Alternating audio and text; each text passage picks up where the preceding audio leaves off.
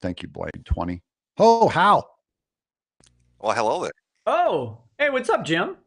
Leave it to the lawyer to come up with the scam on how to make the most super shekels. Yeah, we just got I, them all day. I heard it's been nothing but you for like 11 hours sitting here reading super chats, and He has about 4 hours left. I felt terrible for him. I'm 6 hours behind on them still. Oh, well, hey, you enjoy that. I actually popped on for a sec. I hope you guys don't mind. I wanted to ask you a question. I don't know if you've seen the Alex Jones deposition that just went up. I haven't watched it. I saw I saw that it got leaked. Yeah, it got put up. So at the very end, well, that's actually even more interesting because at the very tail end of it, they had said that they had a confidentiality for 30 days, that it couldn't be released for 30 days. So if this happened after the first, whoever put it up is probably going to be liable for something, I would guess.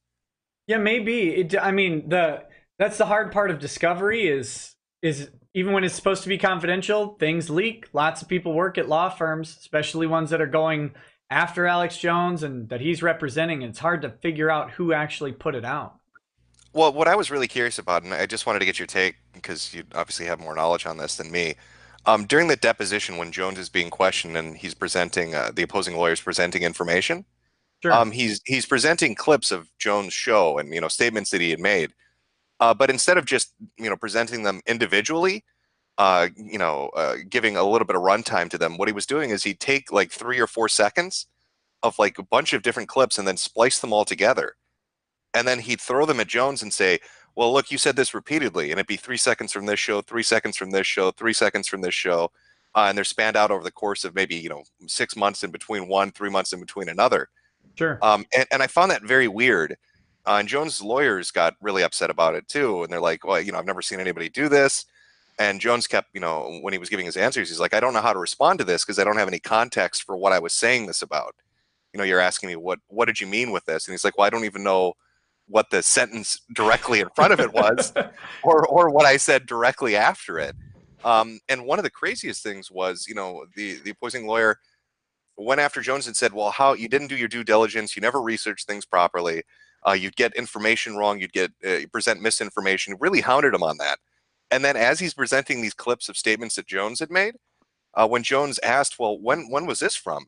And he gave a date, and it turned out he got the information wrong. So the Ooh. lawyer that put the clips together couldn't even get the information right when he was presenting it to Jones. And I'm thinking in my head, well, how can you go after him over and over again about, presenting misinformation? And that was 6 years ago, 7 years ago. Mm. And now you're up here and you've worked on this the week prior to the deposition, and you can't even remember the date of the clip that you're playing for him. And so I don't know, is that weird though during a deposition to do that? I can't imagine if you presented a police report that you just present a piece of paper with one line from it and none of the other police, and the whole entirety of the police report is like redacted. Like, oh, I just want to talk about this one line from this police report, but trust me, it's the police report. Well, it kind of depends on how you're doing the deposition. I mean, if it's from a police report and you ask them, "Is this a line from the police report?" They could just say, "I have no idea what's in the police report. I'm not sure." If it's something, "Did you say this? Did you say this to this officer?" I mean, the question is, do they know what you're going to talk about in deposition? Do they know what materials you have? There's typically how these things work out is you serve your initial complaint on someone, and then you go through initial discovery once you get past your preliminary motions.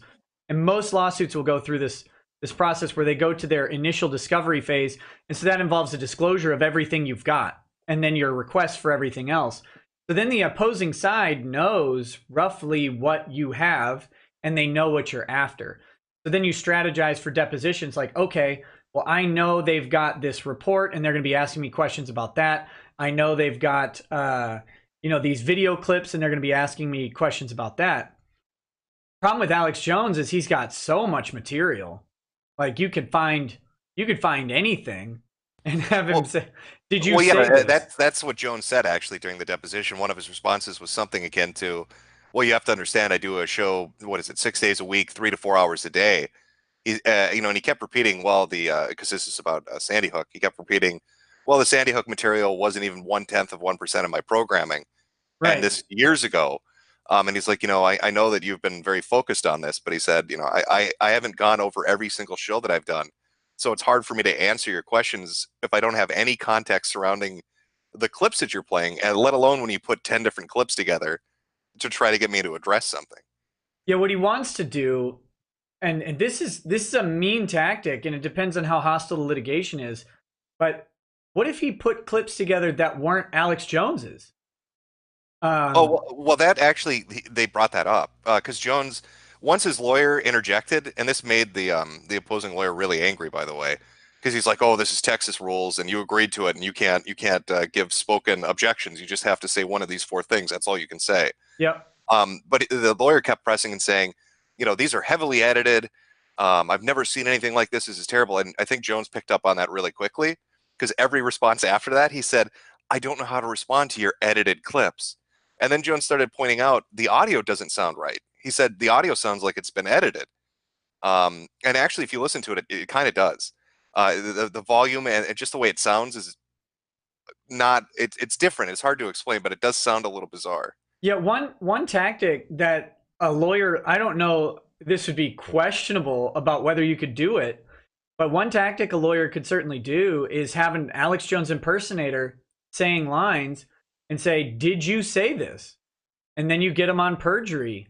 Because if they're like, "Well, I must have," right? Sure, I did, but they didn't actually say it because it was something else. Now, a judge might get really pissed off if you do that, but at some level, it depends on what you're trying to establish. But if you're trying to establish that they don't know, that they're frazzled, that the information is not well thought out, I guess you could try and introduce it that way. But now Alex Jones's lawyers are, of course, going to know that that's their tactic, right?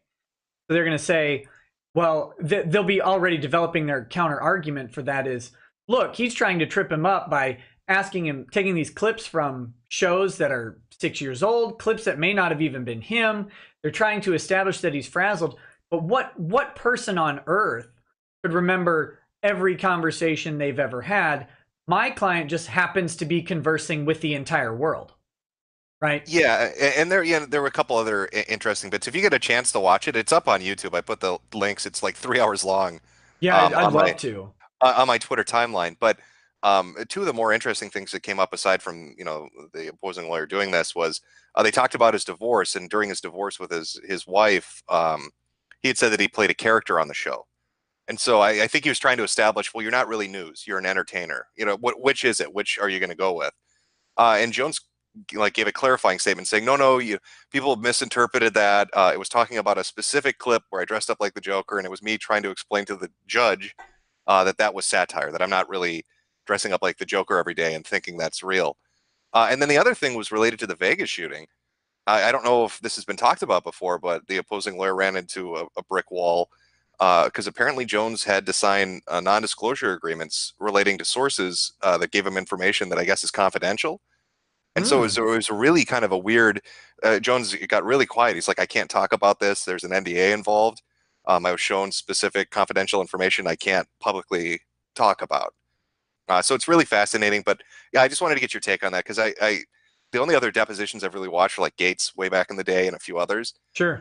But I wasn't used to seeing somebody. It just felt very bizarre. It seemed like the guy really wanted to get a gotcha moment, and he couldn't get it.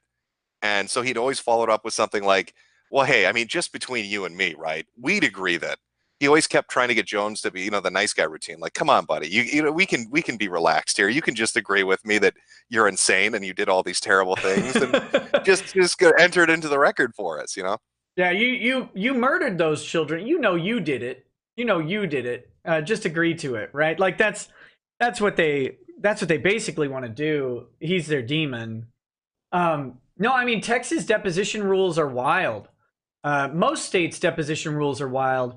But Texas, yeah, your only objection is you can object to the form of the question, and then you can object to, I mean, not much else. In all honesty, and even if you object to form, you typically have to answer the question anyway.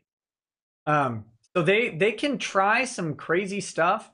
It all depends on how hostile it is, and I think if I had to mind game, I guess what's going on with the other lawyer is he thinks right now that he's got a free pass to go after Jones in whatever way he wants because of the public perception of this case. I'd agree with that. I could see one of the, I guess, vectors he was trying to hit him on. He basically tried to dig into how he verifies his sources. Where are you getting them when you make statements on your show? Right. And then he tried to pin him down on an ambulance statement. And he kept going at it. I'm wondering, okay, why is this guy? He keeps bringing up the ambulance clips of the kid, of the kids supposedly walking around the school repeatedly. Why does he keep bringing it up? Why does he keep bringing it up? And then I got it. So he'd set it up to, are you entertainment? Are you news? Where do you get your information? How do you source it? How do you verify it? And then he finally brings it all home with basically stating, well, you never saw this police report, right? You didn't have this information. You're going off speculation. Now, and then he phrases it, if you had a kid and you found out that ambulances and paramedics weren't allowed into the school to help your child after they were mortally wounded or potentially dead, that would be distressing to you, right? That would cause harm, wouldn't it? It would upset you. So I think what he was trying to do is get it where Jones admitted that he made a statement that would cause distress, right? Like, yeah, you did something that would hurt you if that happened to you, and you knowingly did it, but he took like an hour to do it, right? It just took him forever to get there, and by the time he did, they kept dancing around the wire editing clip stuff. So sorry to derail your stream. I just wanted, I thought it really interesting, and I just wanted to get your take on it. So sorry for derailing the super chat stream with actual Rekieta law subject matter. No, the last thing I'd say on that is, it sounds like the lawyer screwed up. If he took an hour to get to that, if that's what he was really trying to get to, and I think I trust your perception on where it's going. I'll tell you when I watch it and if I get a different read.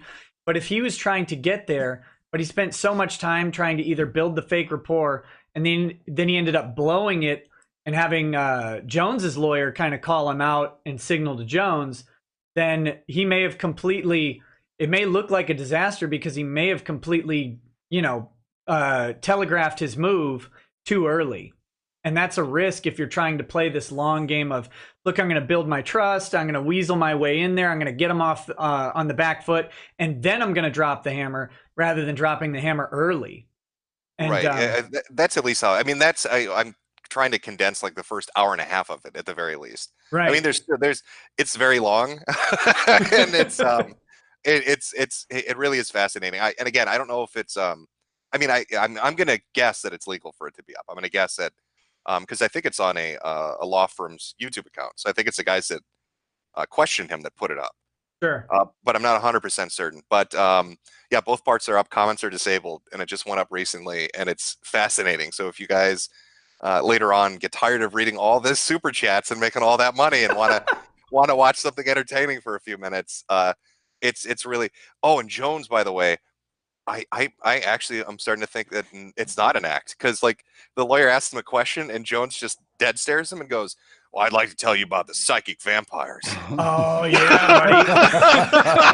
It was so good, and the room just goes silent as he starts talking about psychic vampires. And I was like, this is amazing.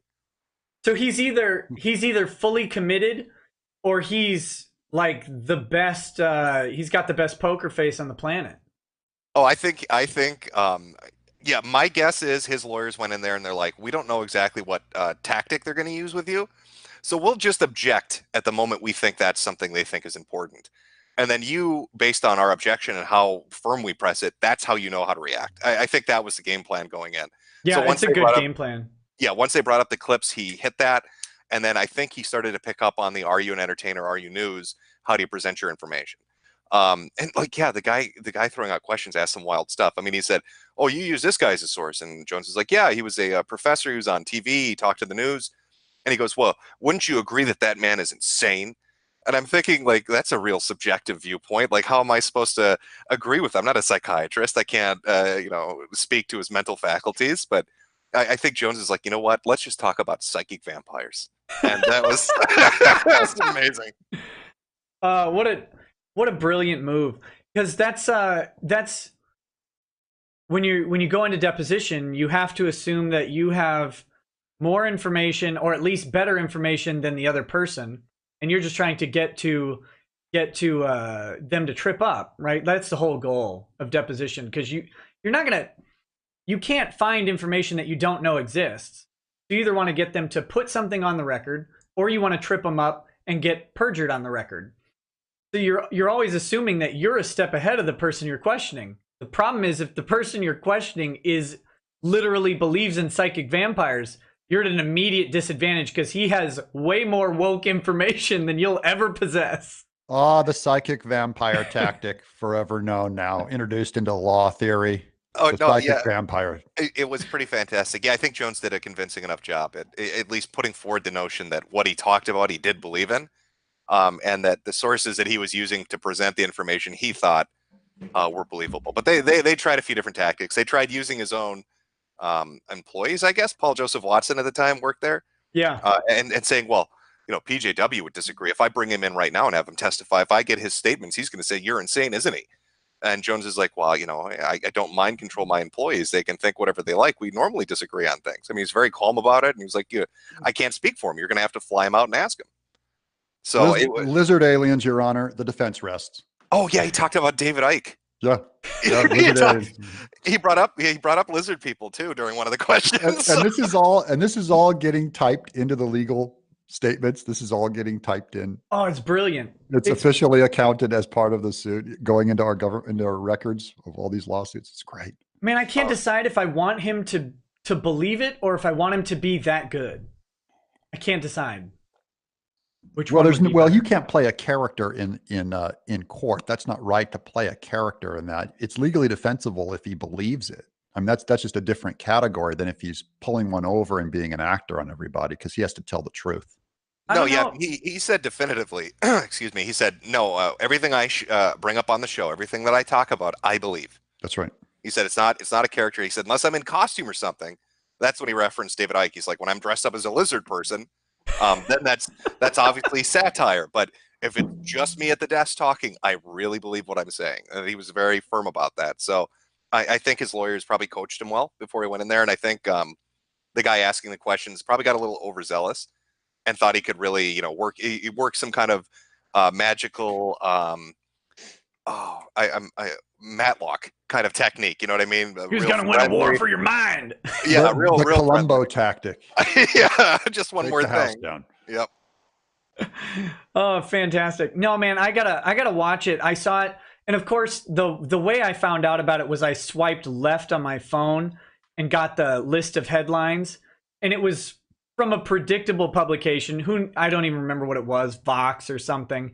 And it said, the Alex Jones deposition is now released on video, and it makes him look way worse than you would have even thought. And I was like, okay, he probably did better in that deposition than anyone expected then. Yeah, that's unbiased media. There you go. Yeah. Doing their job.